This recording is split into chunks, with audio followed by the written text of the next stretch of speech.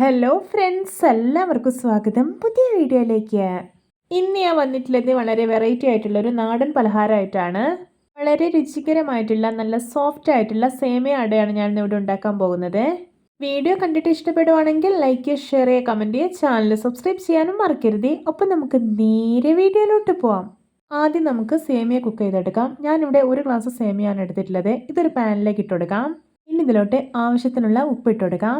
ഇനി ഇതിലോട്ടൊരു 1 table spoon oil ഒഴിച്ചു കൊടുക്കുന്നുണ്ട്. സേമിയ പരസ്പരം ഒട്ടിപ്പിടിക്കാതിരിക്കാൻ വേണ്ടിയിട്ടാണ് ഓയിൽ ഒഴിക്കുന്നത്.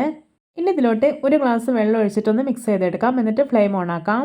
ഇപ്പോൾ കണ്ടോ, നന്നായിട്ട് തിളച്ച് സേമിയ പാകത്തിന് തന്നെ കുക്കായി കിട്ടിയിട്ടുണ്ട്. ഇനി ഫ്ലെയിം ഓഫ് ആക്കാം. എന്നിട്ട് ഇതൊരു സ്ട്രെയിനറിലേക്ക് മാറ്റി കൊടുക്കാം.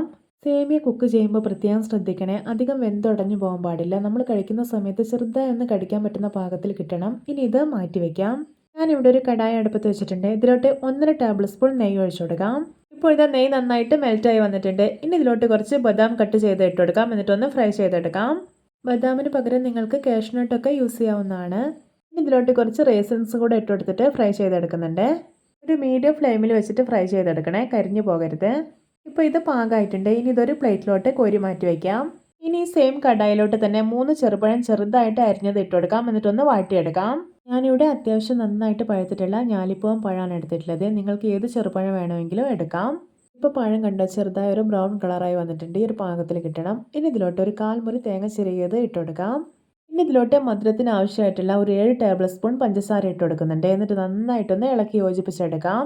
നിങ്ങൾക്ക് പഞ്ചസാരയ്ക്ക് പകരം ശർക്കരയും യൂസ് ചെയ്യാവുന്നതാണ്.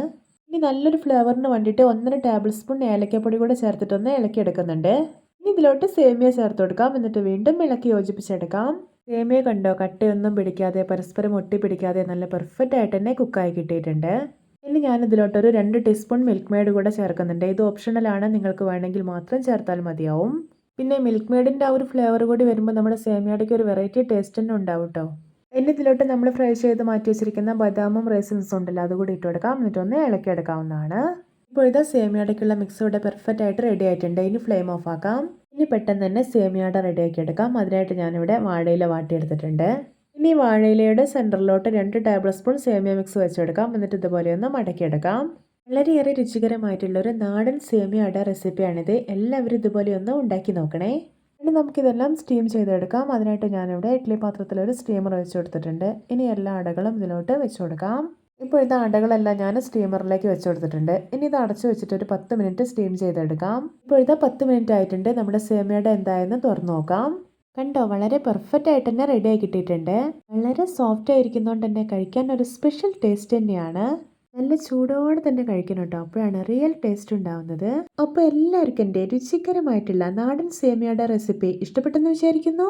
ഇഷ്ടപ്പെട്ട ചാനൽ സബ്സ്ക്രൈബ് ചെയ്യുക, സപ്പോർട്ട് ചെയ്യുക. അപ്പോൾ ഇതുപോലെയുള്ള വെറൈറ്റി വീഡിയോകളായി നമുക്ക് വീണ്ടും കണ്ടുമുട്ടാം. Okay, bye bye.